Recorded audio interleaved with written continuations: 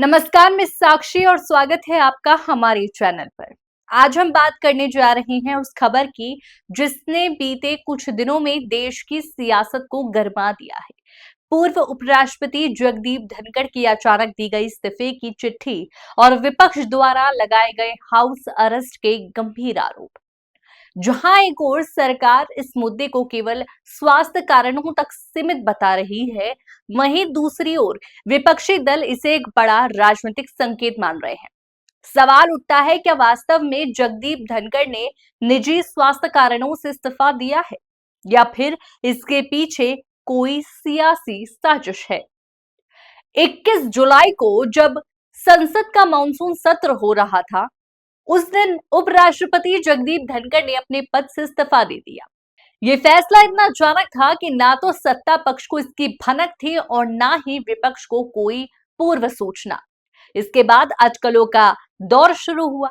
Social media पर तरह तरह की बातें चलने लगी और कुछ विपक्षी नेताओं ने ये तक कह दिया कि धनखड़ साहब को हाउस अरेस्ट में रखा गया है। अब इस पूरे विवाद पर गृह मंत्री अमित शाह का बयान आया है जो किसी हद तक स्थिति को स्पष्ट करता है। एक समाचार एजेंसी एएनआई को दिए इंटरव्यू में अमित शाह ने साफ कहा है कि धनखड़ साहब ने स्वास्थ्य कारणों से इस्तीफा दिया है और उनकी चिट्ठी में सब कुछ साफ साफ लिखा गया है। उन्होंने प्रधानमंत्री और मंत्रियों के साथ बिताए अपने कार्यकाल के लिए आभार भी व्यक्त किया है।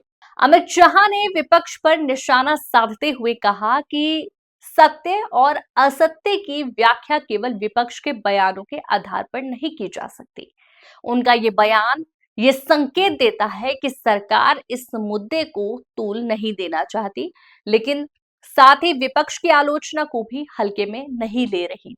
इस बीच कांग्रेस नेता राहुल गांधी ने भी धनखड़ के इस्तीफे की टाइमिंग पर सवाल उठाए हैं। उनका कहना है कि ठीक सत्र से पहले इस्तीफा देना और फिर अचानक सार्वजनिक रूप से पूरी तरह से गायब हो जाना, ये सब सामान्य नहीं कहा जा सकता। सुप्रीम कोर्ट के वरिष्ठ कपिल सिब्बल ने तो और भी गंभीर सवाल उठा दिए। उन्होंने कहा कि क्या यह स्थिति इतनी गंभीर हो गई है कि हमें बंदी प्रत्यक्षीकरण याचिका तक की जरूरत पड़ सकती है। बता दें कि इस तरह की याचिका तब दायर हो जाती है जब किसी व्यक्ति की गैर कानूनी हिरासत की आशंका हो। इन सवालों ने इस पूरे घटनाक्रम को एक नया मोड़ दे दिया है।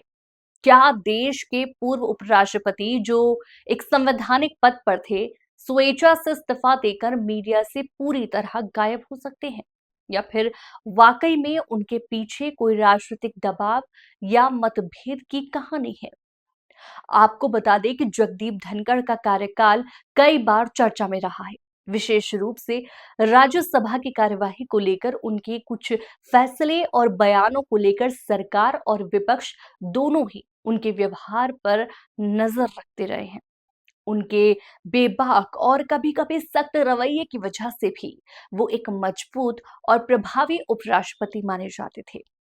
लेकिन अब सवाल है कि अगर उन्होंने स्वास्थ्य कारणों से इस्तीफा दिया है, तो आखिर वो सार्वजनिक रूप से सामने क्यों नहीं आ रही हैं? ना कोई बयान, ना कोई प्रेस कॉन्फ्रेंस, यहाँ तक कि सोशल मीडिया पर भी उनकी कोई प्रतिक्रिया नहीं आई है। विपक्ष का दावा है कि उन्हें साइलेंस कर दिया गया है, यानी कि जानबूझकर किनारे किया गया, क्योंकि संभवतः उनकी कुछ बातें या रुख सरकार की मुख्य धारा से मेल नहीं खा रहे थे। विपक्ष का यह भी कहना है कि इस तरह का व्यवहार एक लोकतांत्रिक देश के भीतर संवैधानिक पदों की गरिमा के खिलाफ है। वहीं भाजपा पूरी तरह से विपक्ष के इन आरोपों को बेबुनियाद बता रही है। भाजपा नेताओं का कहना है कि धनखड़ साहब ने अपने कार्यकाल में निष्पक्षता और गरिमा बनाए रखी और उनके इस्तीफे को राजनीतिक रंग देना एक सस्ती राजनीति होगी, यानी कि एक तरीके से विपक्ष की बोलती बंद करा दी। अब देखना ये होगा कि क्या आने वाले दिनों में जगदीप धनखड़ खुद मीडिया या जनता के सामने आकर अपनी बात रखेंगे। क्या वो अपनी तबीयत को लेकर कोई मेडिकल बुलेटिन जारी करेंगे या ये मुद्दा यूं ही राजनीति की धुंध में खो जाएगा। जो भी हो, ये मामला अब सिर्फ एक इस्तीफे तक सीमित नहीं रहा है, ये एक बड़ा सवाल बन चुका है। कि क्या भारत में संवैधानिक पदों पर बैठे व्यक्तियों को भी राजनीतिक दबावों का सामना करना पड़ सकता है? और अगर ऐसा है, तो ये केवल एक व्यक्ति का मुद्दा नहीं, लोकतंत्र की पारदर्शिता और जवाबदेही का भी सवाल है। फिलहाल जनता और मीडिया दोनों को अब जगदीप धनखड़ की ओर से प्रत्यक्ष प्रतिक्रिया का इंतजार है। अगर वो सामने आते हैं तो ये पूरे विवाद को स्पष्टता से दे सकता है, और अगर नहीं तो विपक्ष की बातें और भी मजबूत होती जाएंगी। आज के लिए इतना ही। ऐसे ही खबरों के लिए चैनल को सब्सक्राइब कर लीजिएगा। लगातार इसी तरह की खबरें हम लाते रहेंगे। धन्यवाद।